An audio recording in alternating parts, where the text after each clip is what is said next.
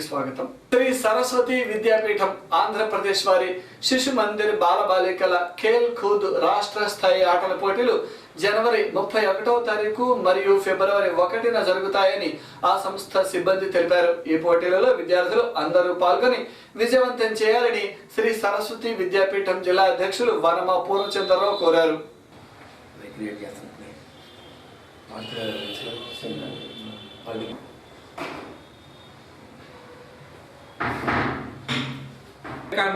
స్వామి ఒక మాట చెప్పాడు, భగవద్గీత కనుక చదివేటట్టయితే ఎంత మానసిక ఆనందం కలుగుద్దో అదేవిధంగా ఆటలు కనుక ఆడేటట్టయితే అంత మానసిక వికాసం కలుగుద్దని చెప్పడం జరిగింది. మరి ఆ విధంగా విద్యార్థుల్లో మాతృభాష విద్యాభవన్తో పాటు ఆటల కార్యక్రమం కూడా సరస్వతి విద్యాపీఠం నిర్వహిస్తూ ఉన్నది. 500 మంది విద్యార్థులు ఈ రేపు జరగబోయేటటువంటి ఈ ఖేల్ ఖూద్ ఆటల పోటీలో పాల్గొంటూ ఉన్నారు. మరి వీరందరూ కూడా మరి ఆ ఆలోచన సరళి ప్రకారం ఏంటంటే మనం ఆనందంగా వీళ్ళు ఆటలు ఆడతారు. వీళ్ళందరూ కూడా నాగార్జున విశ్వవిద్యాలయంలో వసతి అట్నే భోజన వసతి ఏర్పాటు చేయడం జరిగింది. కనుక గుంటూరు జిల్లాలో ఉన్నటువంటి ప్రజలంతా కూడా ఆ కార్యక్రమంలో పాల్గొని పిల్లల్ని ఆశీర్వదించవలసిందిగా మన సరస్వతి విద్యాపీఠం గుంటూరు జిల్లా తరఫున కోరుతూ ఉన్నాం. మార్చిలో జరగనున్న ఇంటర్ పరీక్షల షెడ్యూల్ నేడు ఖరారైంది. ఈ సందర్భంగా ఆర్ఐఓ వెంకటేశ్వర రెడ్డి మాట్లాడుతూ మార్చి 11వ తేదీ నుండి 31వ తేదీ వరకు ఇంటర్ పరీక్షలు జరుగుతాయన్నారు. కావున విద్యార్థులందరూ బాగా కష్టపడి చదువుకోవాలని, ఎటువంటి టెన్షన్స్ లేకుండా పరీక్షలకు హాజరై మంచి మార్కులు తెచ్చుకోవాలని ఆయన కోరారు. విద్యార్థులకు హాల్ టికెట్లలో ఏమైనా ఇబ్బందులు ఉంటే వారి కళాశాలలందు ముందుగానే సంప్రదించి సరి చేసుకోవాలన్నారు. థియరీ ఎగ్జామ్స్కి మన జిల్లా అంటే తెలంగాణ కాకుండా నవ్యాంధ్రప్రదేశ్లో మార్చి 11వ తారీఖు నుంచి స్టార్ట్ అవుతుందండి. సెకండ్ లాంగ్వేజ్తో స్టార్ట్ అవుతుంది. అలాగే మరి 31/3/2015 31/3/2015తో ఎండ్ అవుతుందండి అన్ని పరీక్షలు కలిపి. అంటే జనరల్ పరీక్షలు వచ్చేదానికి మీకు 25వ తారీఖుతోనే అయిపోతాయి. జనరల్ పరీక్షలు కెమిస్ట్రీ, కామర్స్ 2 అనేవి 25వ తారీఖు అయిపోతాయి. మిగతా చిన్న మైనర్ లాంగ్వేజెస్ ఇట్లాంటివన్నీ 31వ తారీఖు దాకా బ్రిడ్జ్ కోర్సులు కానీ ఇవన్నీ కూడా 31వ తారీఖు దాకా జరుగుతుంది.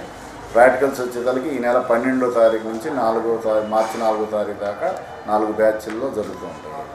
తర్వాత టైం టేబుల్ అంతా వచ్చేసింది కాబట్టి విద్యార్థులు మరి కాలేజీల్లో కూడా గమనించే ఉంటారు. కాబట్టి ఈ టైం టేబుల్ పేపర్లో వచ్చిన టైం టేబుల్ గమనించి చక్కగా చదువుకోవాలని చెప్పేసి, ఎగ్జామ్స్కి బాగా ప్రిపేర్ అవ్వాలని చెప్పేసి, విద్యార్థులు టెన్షన్ పడొద్దని చెప్పేసి కోరుతున్నాము. తర్వాత హాల్ టికెట్లో కూడా ఏమైనా లోపాలు ఉంటే సరి చూసుకొని సెంటర్ నెంబర్ చూసుకొని చక్కగా ముందు రోజే కళాశాలకు వెళ్ళి ఆ సెంటర్ని చూసుకొని హడావిడి పడకుండా తగు ఏర్పాట్లు చేసుకొని మెటీరియల్తో వెళ్ళవలసిందిగా విద్యార్థులను కోరుతున్నాను. ఈ సందర్భంగా చక్కగా నవ్యాంధ్రప్రదేశ్లో ఫస్ట్ పరీక్షలు కాబట్టి విద్యార్థులంతా కూడా చక్కగా చదివి మంచిగా పరీక్షలు రాస్తారని భావిస్తున్నాను. గర్తపురి కన్స్యూమర్స్ కౌన్సిల్ ఆధ్వర్యంలో జీజీహెచ్ ముందు ధర్నా నిర్వహించారు. పేద ప్రజలు ప్రాణం మీద ఆశ పెట్టుకుని కోటి ఆశలతో జీజీహెచ్ వస్తూ ఉంటారని, కానీ ఇక్కడ వారికి సరైన సదుపాయాలు లేక నానా అవస్థలు పడుతున్నారని వారు దుయ్యబట్టారు. కొత్త ప్రభుత్వం ఇప్పటికైనా మేల్కొని జీజీహెచ్లో సరైన సదుపాయాలు కల్పించాలని మాజీ బార్ అసోసియేషన్ అధ్యక్షుడు సత్యనారాయణ జీజీహెచ్ సూపరింటెండెంట్ను కలిసి వినతి పత్రం సమర్పించారు. అనంతరం ఆయన మీడియాతో మాట్లాడారు.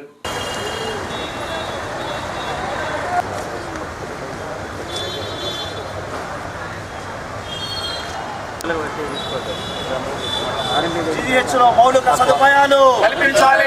స్వైన్ ఫ్లూపై నివారణ చర్యలు తీసుకోవాలి. స్వైన్ ఫ్లూపై నివారణ చర్యలు వాళ్ళకి ఇన్ఫార్మ్ చేస్తాను. సరే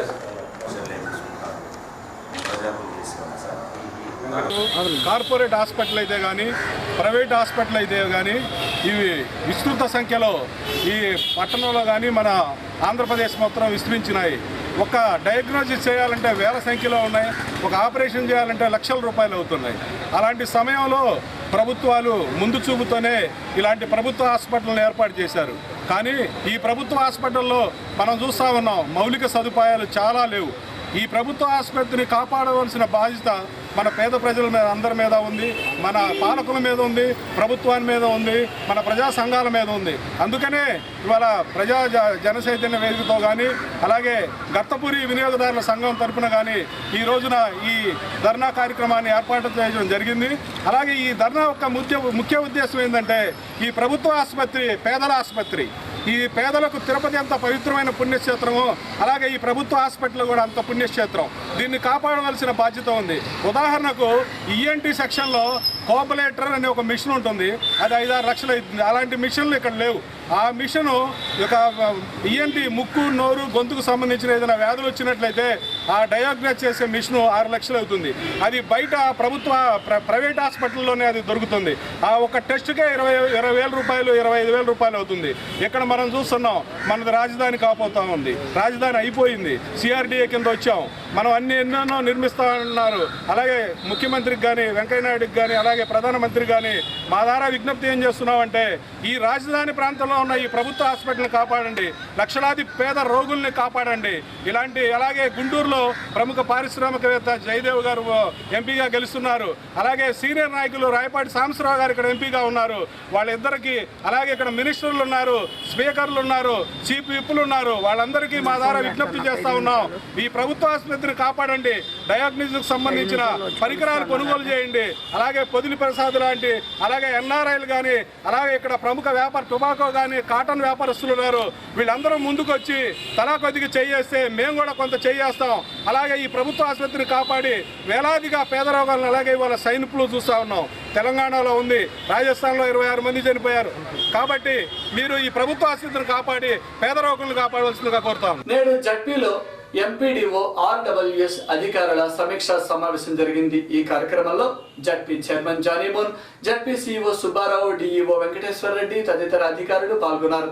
స్కూల్స్ లో నిర్వహిస్తున్న మధ్యాహ్న భోజన పథకం గురించి సమీక్ష జరిపారు. ఈ సమావేశంలో జడ్పీ అధికారులను ఉద్దేశించి DEO మాట్లాడారు. ఎఫెక్టివ్ జరగడం కోసం మన జడ్పీ చైర్మన్ గారు సుమారు 20 మంది విద్యార్థులకు ఎక్కువగా ప్రయారిటీ అని చెప్పారు. స్కూల్ శానిటేషన్ కానీ న్యూట్రిషన్ ఫుడ్ కూడా శాంక్షన్ చేయడం జరిగింది.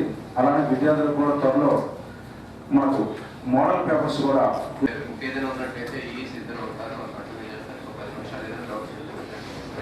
ఇందా నేను అడిగిన విషయం ఎందుకు సార్, బాగా ఏపీఎల్ ఫ్యామిలీస్ అపార్ట్మెంట్లు కట్టుకున్న వాళ్ళంతా కూడా బ్రహ్మాండంగా ఒక్కొక్కటిలో బయట పారిపోతున్నారు. 10 మంది లైన్ డిపార్ట్మెంట్ ఆఫీసర్స్తో నాతో ఎఫెక్టివ్గా జరగడం కోసం మన జడ్పీ చైర్మన్ గారు సుమారు 20 మంది విద్యార్థులకు 40 రోజులకు సంబంధించి ప్రతి విద్యార్థికి 250 రూపాయలు సాయం చేయడం జరిగింది. జిల్లా విద్యాశాఖ తరఫున మేడం గారికి కృతజ్ఞతలు తెలియజేస్తున్నాను. అలాగే FPDO అందరికీ కూడా రిక్వెస్ట్ అండి, FPDOలు కూడా మీ పాల్గొని సమయాన్ని బట్టి మా పాఠశాల ఈ స్టడీ అవర్స్ ఎలా జరుగుతున్నాయి, ఈ డైరెక్ట్ ఫుడ్ ఏ విధంగా ఇస్తున్నారు, మనం మధ్యాహ్నం పూట మిడ్ డే మీల్స్ కూడా ప్రొవైడ్ చేస్తున్నారు. ఈ కార్యక్రమాలను మీ యొక్క ఫెసిలిటీస్ బట్టి మీరు ఏదైనా QTV న్యూస్ ముగించే ముందు హెడ్లైన్స్ మరొకసారి.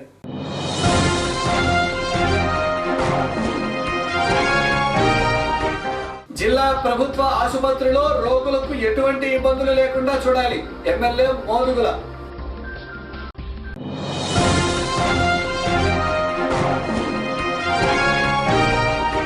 జిల్లాలో ఉన్న అన్ని ప్రభుత్వ ఆసుపత్రుల్లో డ్రగ్స్ స్టాక్ కంప్యూటరైజ్ చేయాలి, DMHO పద్మజ రాణి.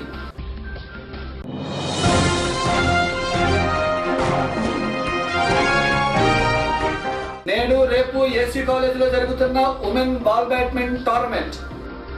ఇవి ఈ రోజు విశేషాలు. మరిన్ని వార్తలతో మళ్ళీ కలుద్దాం. నమస్కారం.